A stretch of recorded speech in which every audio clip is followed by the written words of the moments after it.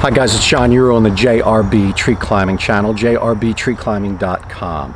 If you'd like to visit my website and find the shopping list page, you can find links to all of my favorite supplies and products for building climbing systems. Please support me in that way.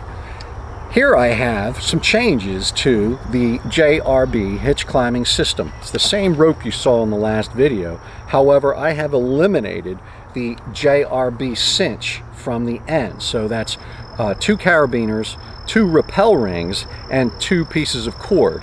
And that's now lightening this system down to a total of 3 pounds, slightly under that actually. And this pole that telescopes out to 12 feet is only 2 pounds. So we've got ourselves a 5-pound system that'll get us higher than any saddle hunter needs to reasonably climb. So I'm going to be stepping away and climbing the tree behind the camera, and you'll see that I set a total of 2 running JRB hitches and advanced and set them with the pole. And I have 2 bridges on my system. The first running JRB hitch is attached to my lower short bridge, and the upper one is attached to my long bridge, which doubles as a pair of suspenders here on my saddle. And so because I want to be in a position of optimal comfort for a sit during a hunt, the upper hitch is attached to my long bridge, which expands and gives me greater hip comfort, but I no longer need to transfer over to a JRB hitch at the top. So with a single transfer in the middle of the climb, I can get to height, conduct my entire hunt, and rappel and retrieve with only 1 transfer. Okay, I just want to give you a quick look at the system. Both ends of the rope are tied above us, and I have 2 friction hitches on each side. I have a 5, 2, 3 JRB ascender in its compact variant and a carabiner ready to accept my bridge.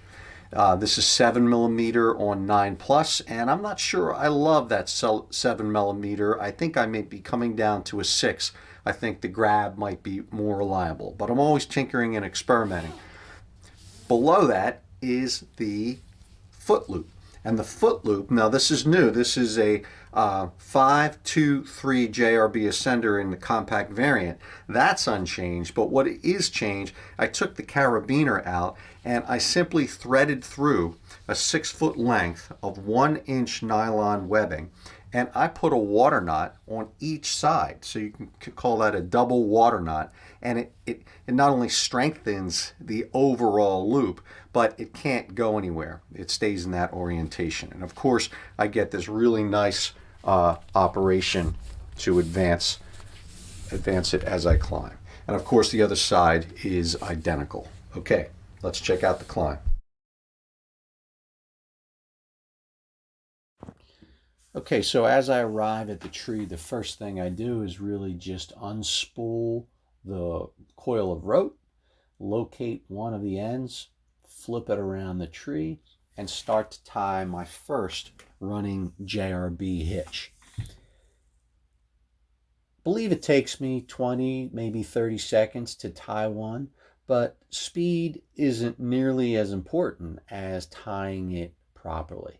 So we're going to want to make sure that you're familiar with all the details about how to tie that running JRB hitch, because our life is quite literally on the line. So I've got that set now, put up around the height of my head, and I've got that pole ready to go. I let the right amount of slack into the loop going around the tree, and I start to work it around the tree trunk in a left-right fashion. Now, this tree, right about that height, there's a couple of impediments on the back side of the tree that are a little tough to get around, and you can see I'm working a little harder there at that section than I am as I get above that. But we can step over small nubs and impediments. And now I'm letting the pole grow by letting the additional sections go out of the pole as I reach up higher. So this pole extends to 12 feet and I've got it above my head. So we're going to say that I am setting this first hitch in the ballpark of 18 feet off of the ground. And when I get that set, I pull down on the rope and push up on the pole. And you can see I just let go of the pole. I just let that pole sit inside of the loop. And it'll be there for me when setting the next hitch. Now, it's a little bit in my way for my feet, I admit, but it's a lot less cumbersome than dropping it to the ground. You got to understand, not all trees are going to be this much in the open. There might be other branches. I don't want to make any unnecessary commotion in a hunting situation. So I'm clipped into the rope and I've got my foot in the foot loop and I'm starting my poor man's SRT climb. And you can tell I'm getting about 1 foot per rise, so it's a relatively slow climb, but goes quickly considering the relatively low height that a saddle hunter needs to go. An arborist would want a little faster pace if they were going 100 feet up into the canopy.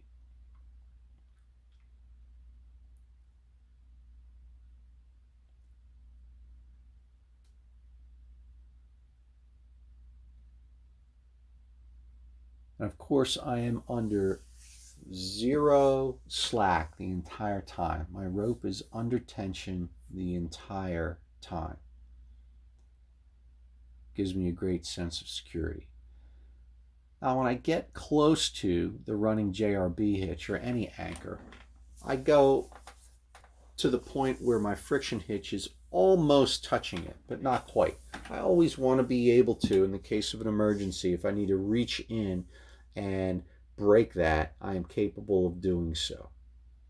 So I always leave just a finger's width between the top of my friction hitch and the running JRB hitch on the tree. And now I've reached down, I've grabbed the other end of the rope, and I am now forming my second running JRB hitch on the tree trunk.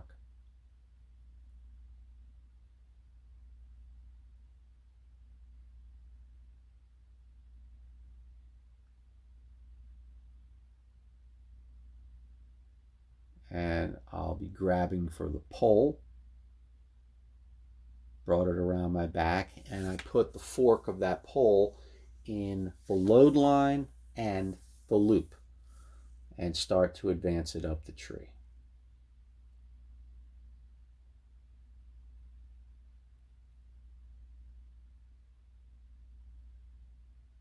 And on this set, I don't actually reach quite as high as the pole would go. That actually just take me a little bit too high. And I think I'm shooting for about a 25-foot climb here with this. And so that'll be about the right height. And I'm pulling down on the rope while pushing up on the pole. I've got that adequately set. Take the pole down. I start collapsing the pole and finish with it. And I'll simply attach that to my saddle for the duration of the climb.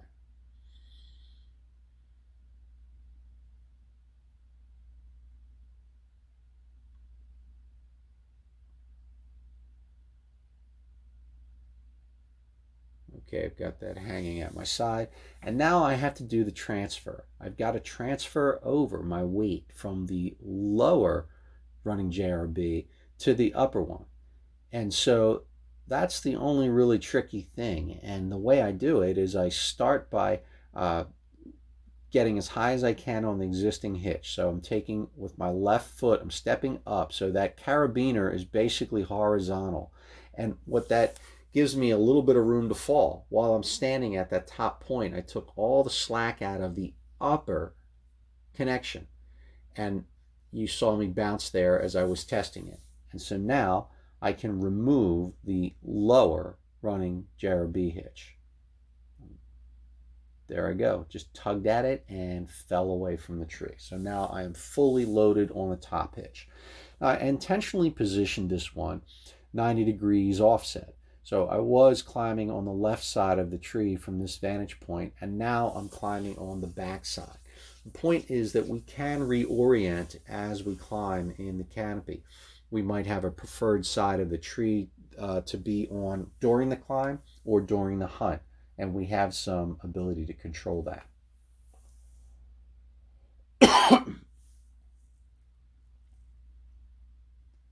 And now I'm resuming my SRT climb using the other leg and the other foot loop.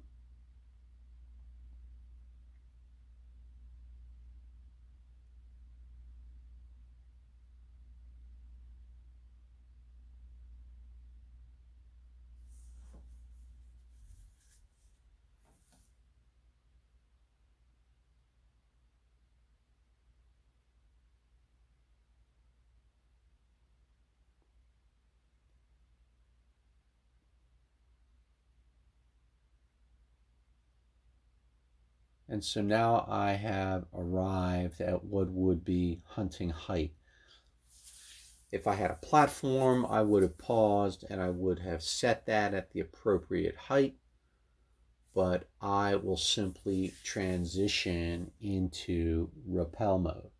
And so the first thing I do is detach from my lower bridge the other connection, which is no longer being used. And I set my Munter friction hitch so that I'm ready to repel. And once that is all in place, I reach into my bag and grab my release line, my retrieval line. And I'm tossing that to the ground now. And I will unlock the running JRB hitch as my last action and affix the retrieval rope to the end of that line.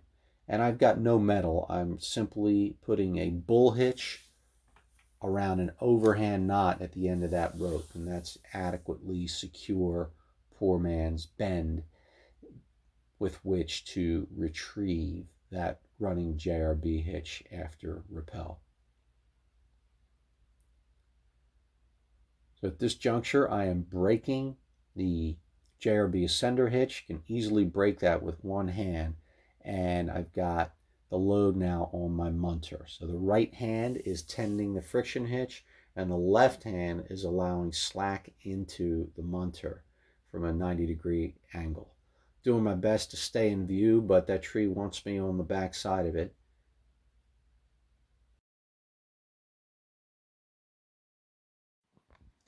And now we've got boots on the ground. And the first thing I do is detach my Munter friction hitch and detach my bridge from the JRB ascender. And now I reach for that retrieval line, and I'll give that a good tug, and it breaks the running JRB hitch down to the ground, and I start to coil up. And so this concludes my maiden climb on the running JRB hitch using the JRB hitch climbing system. Let me know what you think.